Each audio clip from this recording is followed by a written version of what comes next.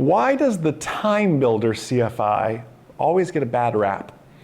Hey everyone, Jason Shepard here of MzeroA.com, and you are listening to, it's no secret now, my favorite of the 4 podcasts, the CFI podcast, the Certificated Flight Instructor Podcast. Did you know that? You're not a certified flight instructor, you are a certificated flight instructor. Fascinating, right? Just a little change like that does it. Hey, hope you all are doing absolutely outstanding. Great to be back with you all. Some of you all know if you're a member of the ground school or watching In-Flight Coffee or anything like that, we were not doing so well health-wise there for a little bit, but doing much better. Magda and I both came down with the old COVID, but we're better. I am back to, I would say today, it's probably the first day. Today would be like day 18 of it, honestly.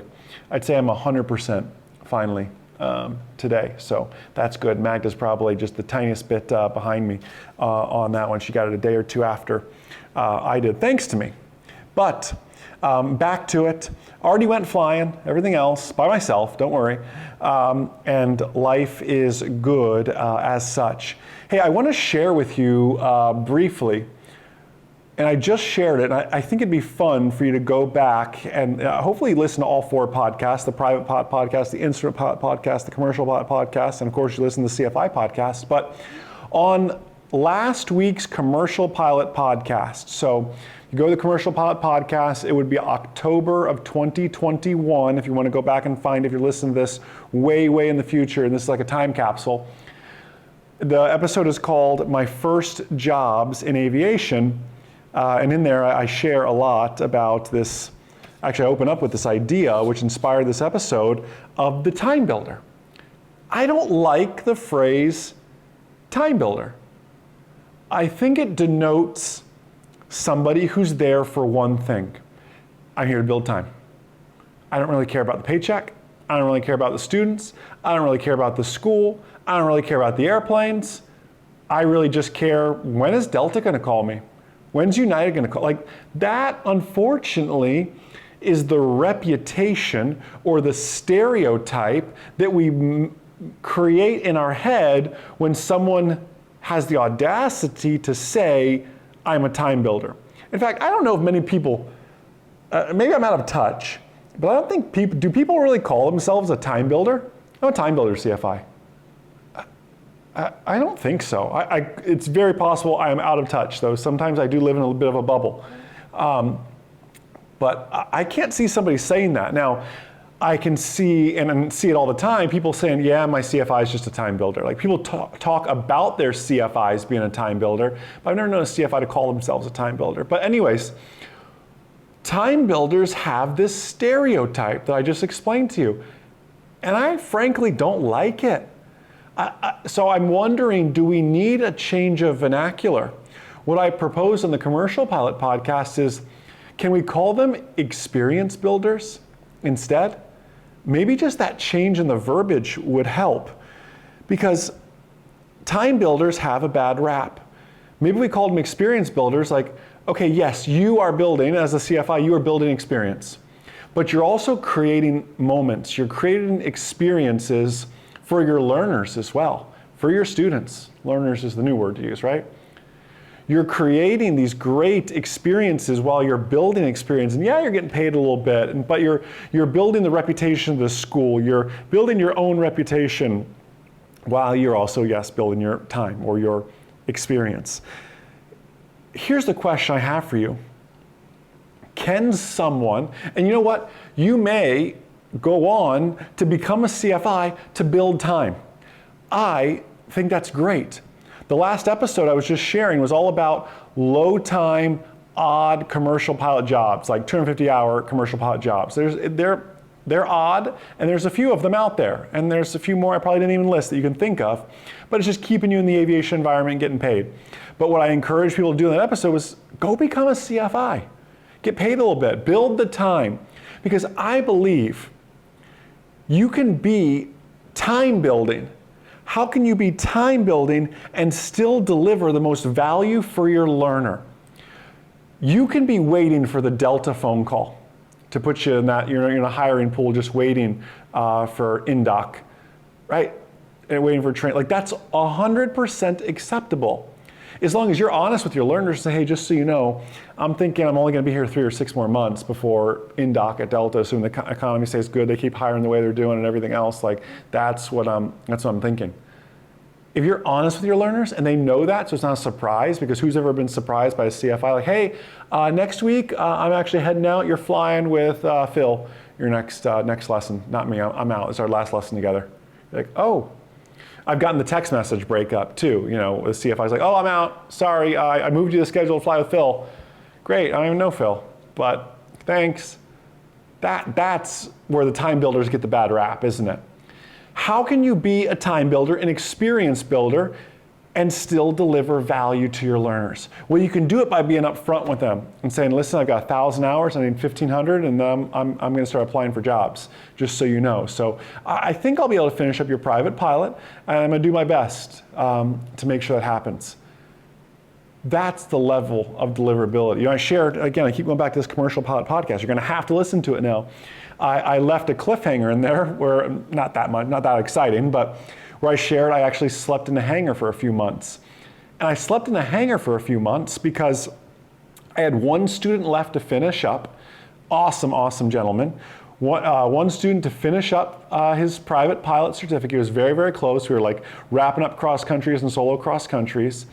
Ended up taking still with weather and everything else. I think I lived in the hangar, I don't know, 2-3 months. I can't remember how long. My lease was up. They only did annual leases. I knew I didn't need to do that. I was moving back to Ocala. I was living in Jacksonville at the time. And I bought an air mattress and slept in a 10 by 10 room in a hangar. It had a window AC unit and it had a bathroom and a shower in it and laundry, but it was like the laundry for shop rags. So I ruined a lot of shirts. But the air mattress deflated each night.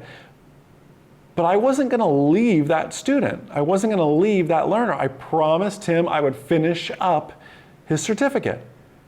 And I did. And I'm not saying you need to sleep in a hangar. Like, you don't need to be that crazy with it. But you need to be open and honest and committed. If you tell a learner, I will see you through to the private pilot check ride, you better be a gentleman or a lady of your word. Let your yes be yes and your no be no. And boy, if you follow that philosophy, you will go far in life, not just in aviation, but in business, relationships, and everything. You go very, very far in life. And I don't mean to get off topic and start acting like a life coach, because I'm certainly not, and nor am I trying to be such. But the question is, how can you be a time builder, an experience builder, and still deliver value? While you're waiting for that Delta phone call, you can still be all in for your learner. You know, you can still be all in for the flight school you're flying with. I run into CFIs all the time that the flight school is just a part of the system, a cog in the wheel, whatever that may be, and they don't respect the airplanes, respect the dress code, respect the company policies. It's just, I'm just here to instruct, I'm here to get my paycheck, I'm here to log my time and move on until somebody calls me. That is you are an employee of that place. You wouldn't go to any other job and act like that. You would lose your job. A lot of flight schools are just in this position right now where listen, these people aren't going to stick around. It goes both ways. Let me just take it a step back even further. Flight schools can take better care of their CFIs. Too many flight schools have the mindset of these CFIs are going to only be here about a year, maybe 2 years tops. Like, why do I need to invest in them? Why do I need to invest in polo golf shirts for them and training for them and all this other stuff? They're going to be gone in 2 years. What is it? Why bother investing in them? So when this has turned into a business podcast and I apologize, but when you, the flight school owner, or maybe you'll be a chief CFI, so this will benefit you, but when you don't care for your CFIs are not going to care with your students. You know, one thing we do, it's a little crazy here at MzeroA.com, is we believe we take care of our team members first.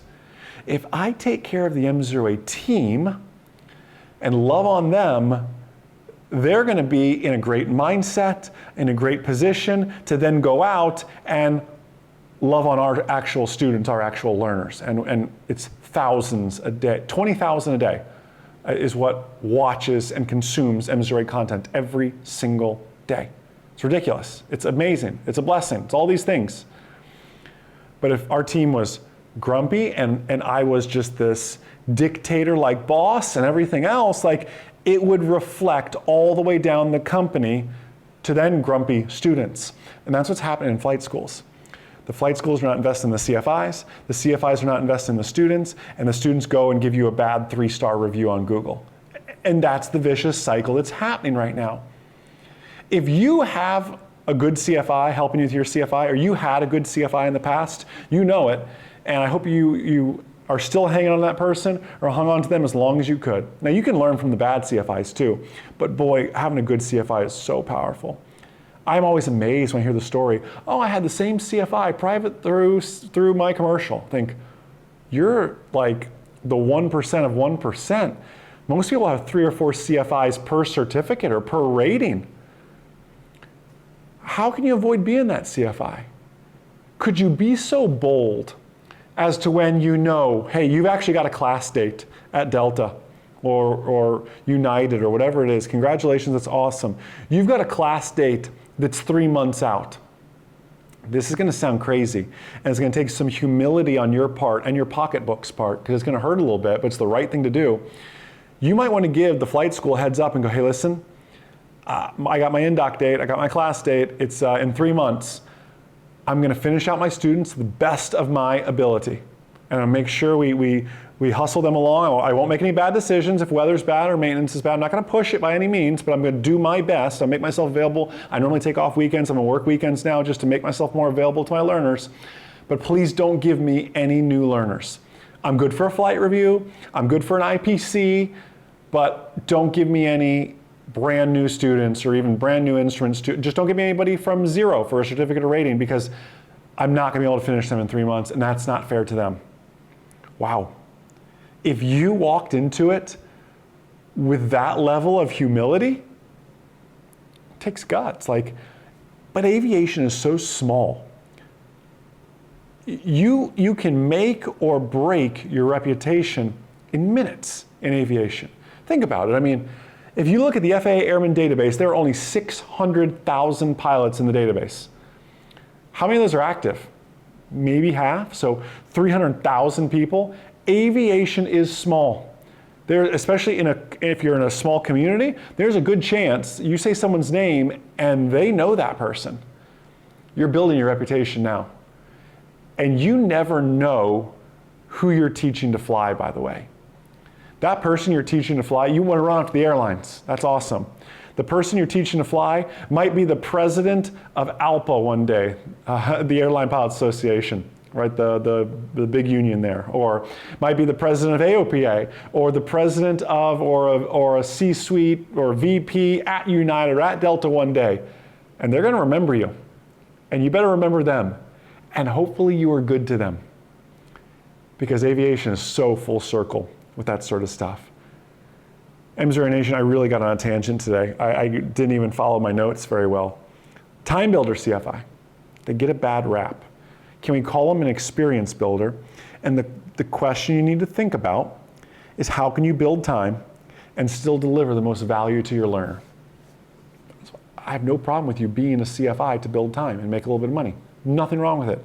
Just love on your learners. Heck, love on the flight school. Love on the airplanes. Treat it as if it was all yours. It's your business, it's your airplanes, it's your hangar door, so shut it nice, lock the doors, treat it, turn the master switch off, treat it right. It'll come back to benefit you. Karma has a very, very funny way of taking care of you. And I'm living proof of that, and I'd imagine you wouldn't have gotten this far in aviation if you weren't living proof of that as well. MzeroA Nation, you are a blessing to us.